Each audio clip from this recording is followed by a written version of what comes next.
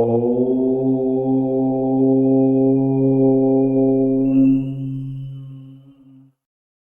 ఓం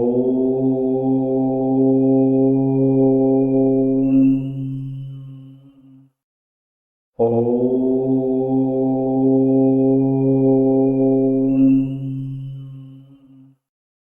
ఓం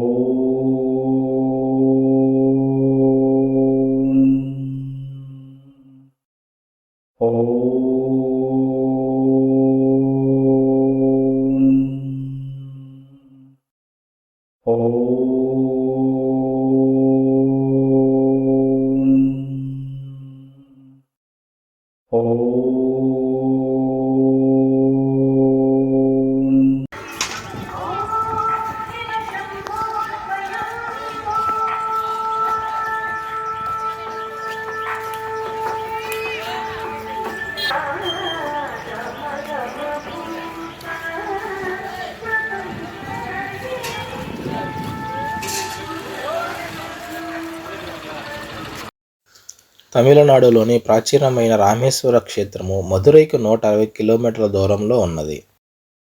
ఇది శైవ, వైష్ణవులకు పవిత్ర దివ్య స్థలముగా పూజించబడుతున్నది.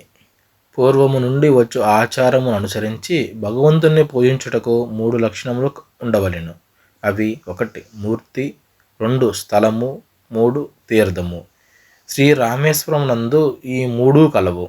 మన దేశంలోని 12 జ్యోతిర్లింగములలో రామేశ్వరం ఒకటి. ద్రవిడ శిల్పమునకు చిహ్నముగా రామేశ్వర దేవాలయం నిలిచి ఉన్నది.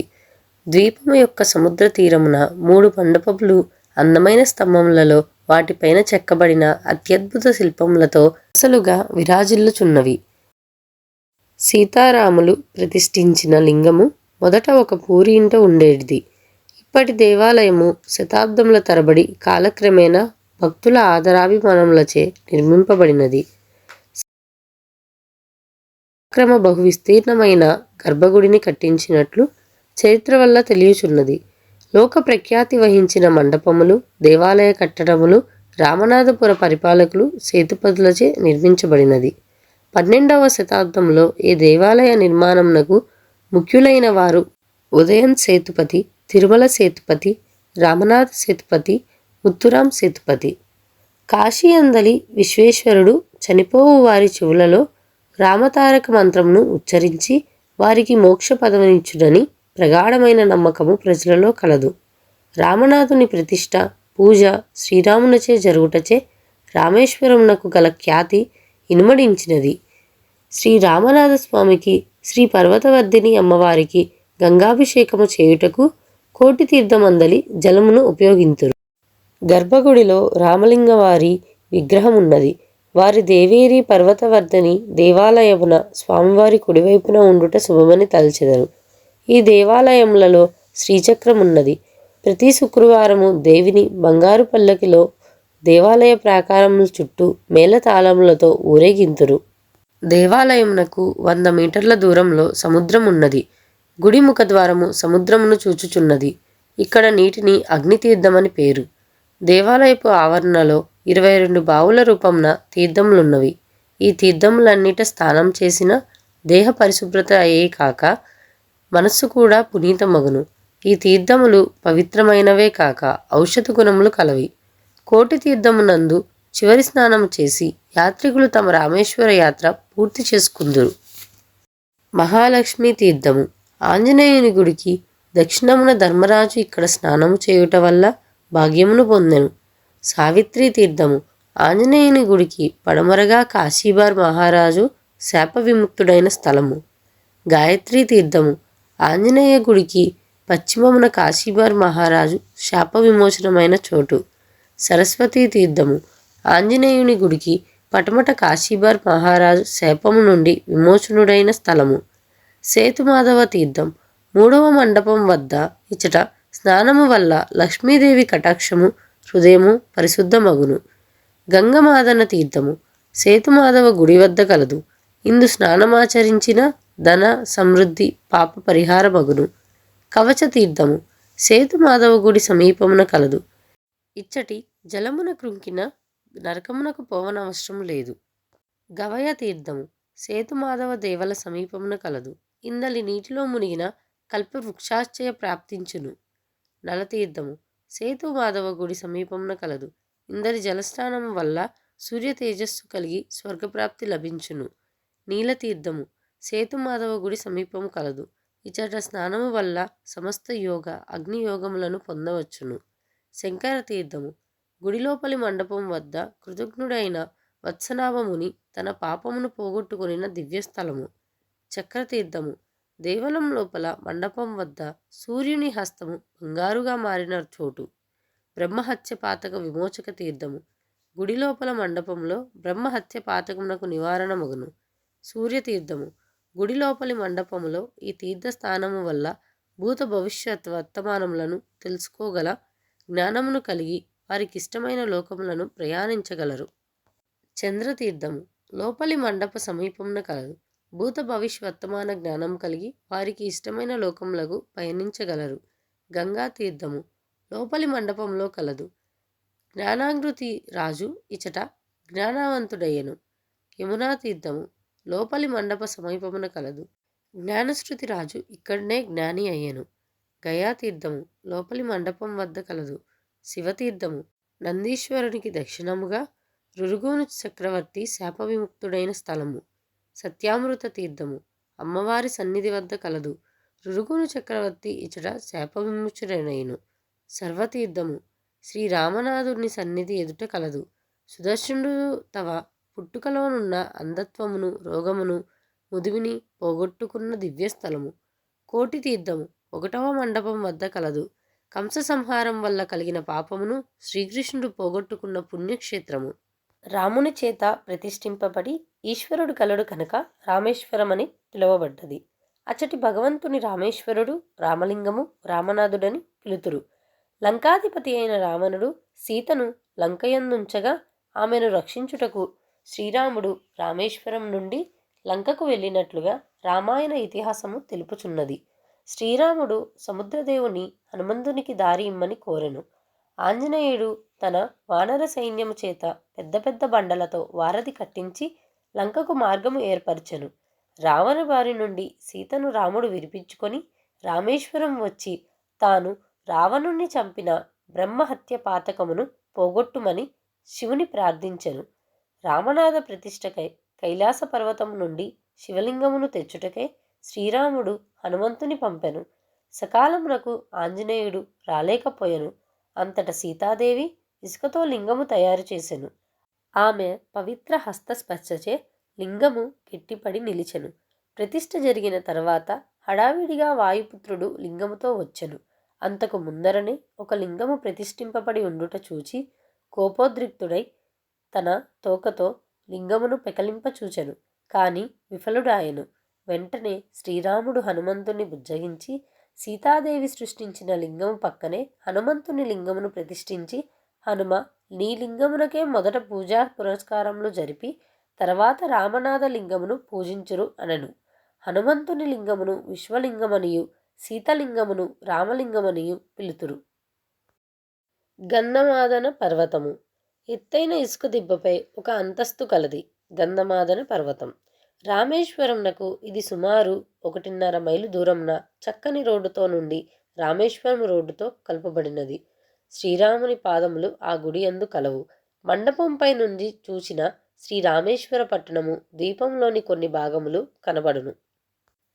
శ్రీ కోదండరామస్వామి దేవాలయము రామేశ్వరం నుండి సుమారు 5 మైళ్ళ దూరమున శ్రీరాముని ఎరనున్న అందముగా కట్టబడిన కోదండరామ దేవాలయం ఉన్నది. విభీషణుని శరణాగతిని ఇచ్చుట స్వీకరించున్నట్లు చెప్పబడుచున్నది. అదీనూ కాక విభీషణుని తాత్కాలిక పట్టాభిషేకము కూడా లక్ష్మణునిచే ఇచ్చటనే జరిగినది. రామేశ్వరం నందలి రామలింగ ప్రతిష్టాపన ఉత్సవం రోజున ఉత్సవాలను కేడియం అనగా మనుష్యుల బారు కొయ్యల్లో మోయుటనందు నిలిచి రామేశ్వరం నుండి ఇచ్చటకు ఉత్సవంతో వచ్చుదురు. రావణ వదనాంతరము విభీషణుని పట్టాభిషేకము జరిగి మరునాడు రామలింగ ప్రతిష్టాపన మహోత్సవము రామేశ్వరం నందు జరపబడును. జటాతీర్థము రామేశ్వరం నుండి ధనుష్కోటి పోవు రోడ్డు నందు రామేశ్వరంనకు 2.5 మైళ్ళు దూరమున పవిత్రమైన జటాతీర్థము విలసిల్లుతున్నది. ఈ తీర్థము యొక్క ఔన్నత్యమును శరత్కుమార సంహిత 20వ అధ్యాయమునందును లోక ప్రసిద్ధముగు స్కంద పురాణమునందును పేర్కొనబడినది. రావణ వదనాంతరము అయోధ్యకు మరలిన రాముడు రామలింగ స్వామిని పూజించనించి ఈ తీర్థమున పవిత్రత కొరకు తన జటలను తడిపెను. ఆనాటి నుండి దానికి జటాతీర్థము పేరు కలిగినది. ఇక్కడ పూజించవలసిన దేవుళ్ళు సముద్ర తీరమున రాతితో మలచబడిన విఘ్నేశ్వరుని విగ్రహము. పాపహరేశ్వరుని గుడిలో జ్ఞానప్రకాశుడనే భక్తుడుండెను. జటాతీర్థము ఆ గుడికి ఎదురుగా ఉన్నది. ఇది సుమారు 300 చదరపు అడుగులు ఉండెను. తీర్థము 4 వైపుల నుండి సోపానములు కలవు. దేవీపట్టణం లేక సవపాశనము. రామనాథపురము ఈ నుండి సుమారు 10 మైళ్ళ దూరంలో చిన్న సముద్రపు తీరమున గ్రామమున్నది. ఇచట సముద్రపు నందు శ్రీరామునిచే 9 శిలలు ప్రతిష్ఠింపబడి ఉన్నవి. అవే నవగ్రహములు. ఆ గ్రామమున దేవీ దేవాలయము కూడా కలదు. చివరకు రామలింగ విలాస్ బంగళాను చూచిన తర్వాతనే యాత్రికులు పూర్తి అగును. ఈ బంగళా రామనాథపురం సేతుపతులకు చెందినది. పూర్వము దీనిని శ్రీరాముని వల్ల పొందినట్లు సేతుపతులు తలుతురు. వారికి రామేశ్వరము ఎడతెగని సంబంధమున్నది. పాండ్యరాజులు సముద్ర తీరమును సేతుపతులకు ఇష్టముతో ఇచ్చినారు. రామేశ్వరంను సేతుపతులు తమ పెద్దల వల్ల సంక్రమించిన భాగ్యముగా భావింతురు.